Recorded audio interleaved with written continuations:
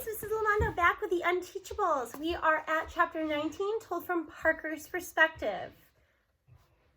Gramps has a lot of life experience being super old and all that. For example, she tells me when she was first dating my grandfather back in Israel that there was this other girl who was trying to steal him away while Gramps was doing her military service in Hafeva. So Gramps challenged the girl to an arm wrestling match and the prize was Grandpa. I peer over her in the passenger seat of the pickup. What if you lost?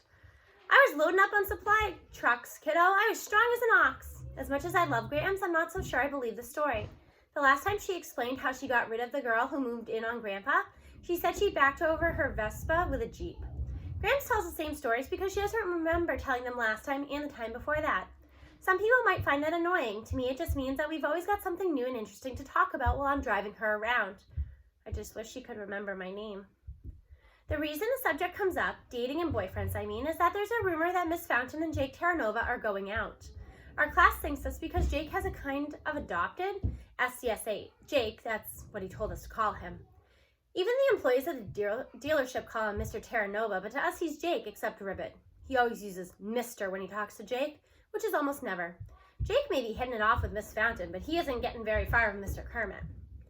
Here's how it usually goes down. Jake shows up to room 117 to invite us to Terranova Motors so the mechanics can show us how to do windshield wipers work, or how battery supplies power to the starter. He has to go in person because Mr. Kermit's phone is so old that it would probably explode if it ever received a text. Meanwhile, Miss Fountain randomly walks in from room 115. Oh, what a surprise! Mr. Terranova's here! She calls him Mr. Terranova too. We're not fools. He calls her Emma. From here, something always happens to connect our two classes. Maybe Vladimir starts squeaking because he hears Aldo's voice and won't shut up until Aldo goes over there. Or the 7th graders are just about to have circle time and we get in on that. Jake loves circle time. And whenever it's his turn to compliment someone, he always picks Miss Fountain. Mateo's confused. I thought Jake chose us because he wants to make up for the cheating scandal, not because of Miss Fountain. That's his excuse, Barnstorm puts it wisely. Do you think it's a car, I muse? Jake rolls this really snazzy Porsche convertible that he's got into the lot. And it's got to be fun to drive. Of course it's not the car, Kiana retorts angrily. Miss Fountain isn't that kind of person. She wants a relationship. I understand how Kiana can know something like that, but whatever the reason, life is definitely better since Jake started hanging around. Everybody loves him, even Aldo, and Aldo hates everybody. Jake's more like another kid than an adult, but a kid who has a dream life with tons of money and no adults telling him what to do. He talks to me about cars, to Barnstorm about sports, and to Mateo about Game of Thrones. He talks to Elaine. I guess car dealers don't worry about being head-butted downstairs or tossed into garbage dumpsters. He talks to Kiana about practically everything. He asks Raim's opinion on the art for the new ads for Terranova Motors, and Raim never so much as yawns when he's around. The only person Jake can't schmooze is Mr. Kermit. Our teacher isn't quite mean to him. Most of the time, he just ignores Jake the way he used to ignore us. When Mr. Kermit's old car breaks down, he has it towed all the way across town, even though Jake offers to fix it for free. Ribbit would rather pay a lot of money than accept a favor from his old enemy. Whatever the reason Jake has started for hanging around, the trips to Terranova Motors are amazing. At first, the service staff weren't too thrilled to see Elaine because of what happened with the cookie. But then, the compressor for the pneumatic system conks out and Elaine's the only one who can loosen a strip bolt using a hand wrench. All the mechanics stop what they're doing and applaud. Kid, that was something. If the lift system loses power, can we count on you to pick up cars on your shoulders? It's the first time I've seen Elaine blush. I'll bet the kid she headbutted down the stairs wouldn't think it's funny that an 8th grade girl is stronger than a shop of full adult mechanics. At first, the mechanics just talk a lot and show us stuff, but pretty soon we're doing real work. Jake guides my hand as I fit a new hose into the radiator of a Jeep Cherokee. As I set the ring to seal the connection, it feels right. Somehow I know that hose isn't going to leak. The boss reaches in and tests my handiwork. Perfect. Not so tight that the rubber might split. Nice job, Parker. It's weird. I open my book and the letters are all jumbled together in the unbreakable code. But I look at a car engine and it all makes sense, even if the tires still say, ready, goo. That's supposed to be Goodyear. Mr. Kermit is watching me, and he's almost smiling. I think I can count on the puffy tail being added to my line of the chart today. Terranova Motors isn't the only place we're doing real work. It's happening in room 117 too. Mr. Kermit is teaching stuff, math, science, English. We had our first test of the year, social studies, and Mr. Kermit grades it. When we get to our class the next day, our papers are face down on our desks. Aldo flips it over D. Ribbit never gave tests before, and now he's throwing D's around. Barnstorm laughs in his face. It isn't Ribbit's fault, you're stupid. He examines his own paper. The word incomplete is written across the top. What? He complains. At least I got a grade, Aldo tells him. I miss the old Ribbit, Barnstorm complains. Yeah, this is too much like education. Aldo agrees. I get an incomplete too, mostly because I finished only 7 of the 20 questions, but I blink. 7 check marks parade down the page, which means whatever I did, I aced. I still got an incomplete, but not incomplete dumb, just incomplete slow. It stinks to fail, whatever the reason, but I disagree with Aldo and Barnstorm that our class was better before. We'll be in high school next year. Will they have an SCS 9 for us, followed by SCS 10, SCS 11, and SCS 12? And then what? Sooner or later, something has to change. It might as well start now. As I take my seat, I catch a glimpse of the test paper on Elaine's desk. I shake my head. I must be reading it wrong. That's what I do. On the other hand, how do you scramble a single letter? If I didn't know any better, I'd swear Elaine, rhymes with pain, just pulled an A. Chapter 20, Jake. As I cruise along River Street with the top down, the red brick of Greenwich Middle School heaves into view. The place used to be a bad memory. I was never much of a student, but middle school is really tough on me. I was lucky to get away with a suspension over the cheating thing. If my dad hadn't belonged to the same college fraternity as a couple of school board members, I probably would have been expelled. It was that close. Now, though, Greenwich Middle School means Emma. She's the best thing that ever happened to me. Just the thought that she's somewhere inside the building puts a smile on my face. The smile disappears when I recognize the figure standing at the entrance of the driveway, glancing impatiently at his watch. Mr. Kermit, my old teacher. The man who has every reason to drink from the haterade where I'm concerned. Back in 7th grade, I was so happy not to be expelled. There wasn't another thought in my head. It never crossed my mind that the episode might cause problems for my teacher. Why would it? Mr. Kermit was innocent. Who knew better than the guy who was completely guilty? But that's the only half of it. According to Emma, Mr. Kermit's life crashed after that. His reputation was shot. His engagement to Emma's mom fell apart. And he got totally burned out professionally. Honestly, I had no clue until Emma showed up with the article about the Volvosuelas. The fact that the scandal still sticks to Mr. Kermit after all these years is nuts. Not that I ever had the power to change anything. I was a middle school kid in big trouble. I followed my parents' instructions to the letter. Basically, shut up and keep your nose clean. Now I know the extent of it. I'd do anything to make things right. The problem is it's too late. Sure, Mr. Kermit is letting me help his class of Unteachables, and I'm getting along great with the kids. But as for the teacher himself, no dice. I checked the clock on my Porsche's high-tech dashboard. It's 2 p.m. Why isn't Mr. Kermit in school?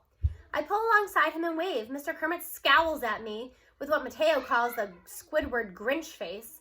The kid's pretty weird, but he's usually spot on. He's nicknamed me Han Solo because both of us are lovable scoundrels. Maybe I walked away from the cheating scandal with a slap on the wrist, but lately it's come back to haunt me in all sorts of ways.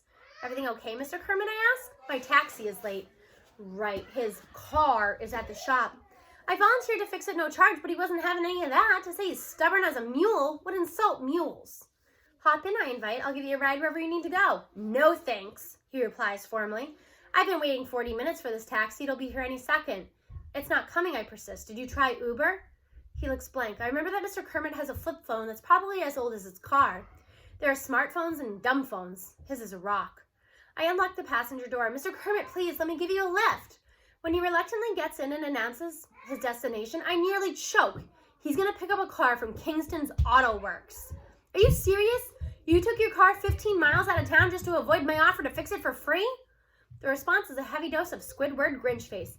I don't want to owe you anything. You wouldn't owe me anything, I'm practically whining. I would have been happy to do it. He's sarcastic. Well, so long as you're happy. That's not what I mean, and you know it. I enjoy doing favors for friends. Mr. Kermit doesn't like that, so I adjust the word. For people I know. You used to be my teacher. I remember. This is it, my chance to clean the air and apologize. But as soon as a thought pops into my head, I know he won't let me. Better to shut up about it. Maybe as the two of us spend more time together, I'll get another chance. And maybe the moon will fall out of the sky. When the Porsche reaches Kingston's Auto Works, Mr. Kermit takes out his wallet and tries to pay me for gas. When I won't accept it, he stuffs a $20 bill into the glove compartment and gets out, not bothering to say thank you. I get out too and receive a generous helping of Squidward Grinch face. I can handle it from here, he assures me. I'm going in with you. I insist. I don't want you to get ripped off. These guys are crooks, including you, Mr. Kermit inquires innocently. I run a totally honest shop, but I still feel my cheeks flush. An old clunker like yours, the parts probably have to come from the third world. Who knows what they'll try to charge you for them? It must make an impression because Mr. Kermit actually allows me to follow him inside. The place is a dump. You can probably catch the plague just from standing there breathing the air. The mechanic behind the counter instantly recognizes me. Hey, you're Jake Terranova. What are you doing here? My very good friend is picking up his car, I reply pointedly. I want to make sure he gets a fair deal. We barely know each other. Mr. Kermit sets the record straight. The mechanic picks up a clipboard. Which car? The Cocoa Nerd, the teacher tells him. The what? Mr. Kermit flushes. It's the Chrysler Concorde 1992. One of my students calls it that. He's different. I snap my fingers. Parker, right? What's up with that kid? He's got a lot of mechanical ability, but ask him to read the name of the part and it comes out pure gobbledygook. It's not gobbledygook, he says, insulted on Parker's behalf. The boy has a perception problem. He sees all the letters, but his mind rearranges them. Concorde to Cocoa Nerd. Like an anagram, the mechanic butts in. You should meet my boss. He's an anagram mechanic. You look at the word, and to you it's just a jumble, but he can pick it out in a heartbeat. Poor Parker, that kid's got real potential. But how's he ever going to pass an engineering? Hey, Alex, down. I don't want my phone to fall. Come this way. I don't want my phone to fall. Alex, off that. Thank you. How's he ever going to pass an engineering exam if he can't read the question? All right, where's the car? Car's not ready, the mechanic tells us. There's a part coming in from the Bahamas, and it's held up in customs. Instead of getting mad, Mr. Kermit acts like he's in a completely different world. Anagrams, he repeats slowly. Let's go. You have to stick up for yourself, I say sternly. I turn to the mechanic. Is this what you call service? If I ran my shop this way, I'd be out of business in a week. How's the part coming from the Bahamas? By manatee? It doesn't matter, Mr. Kermit says. Take me to the bookstore. The bookstore? You don't need books, you need wheels. Back in the Porsche, he explains what this is all about. Parker's mind turns text into anagrams. Yeah, so anagrams are something you can get good at, like any puzzle. I stare at him. Solving anagrams can teach you to read? Mr. Kermit shakes his head. Of course not. Parker needs a reading specialist. If I was half a teacher, I would have gotten him one weeks ago. I'm confused. So where do the anagrams fit in?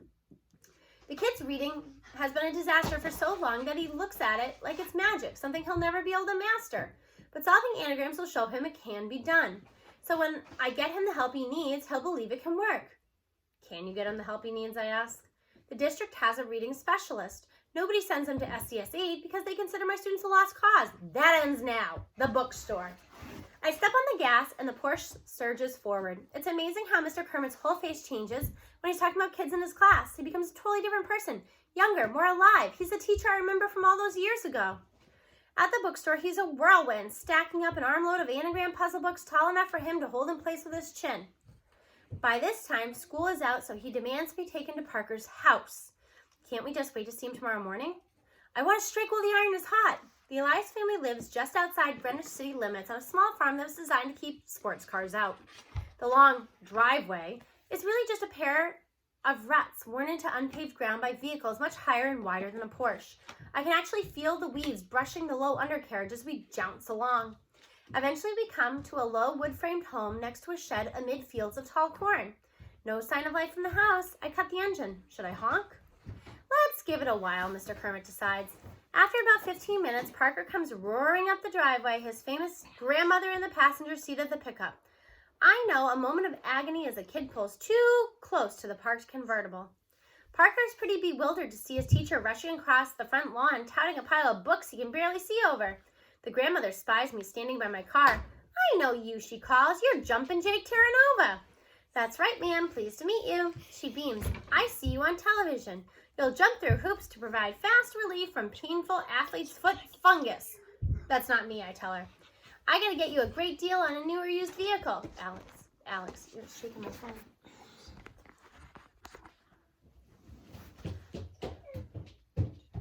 She looks at me like I'm feeble-minded.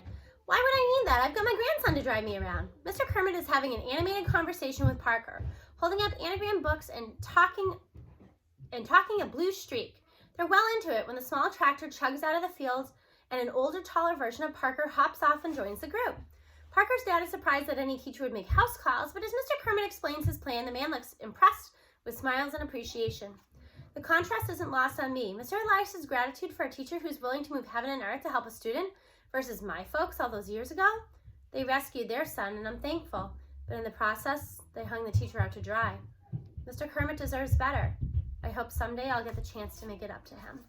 All right, so we're going to pause for today, and when we return next time, we'll be on chapter 21, and Kiana will be starting her story again. See you then.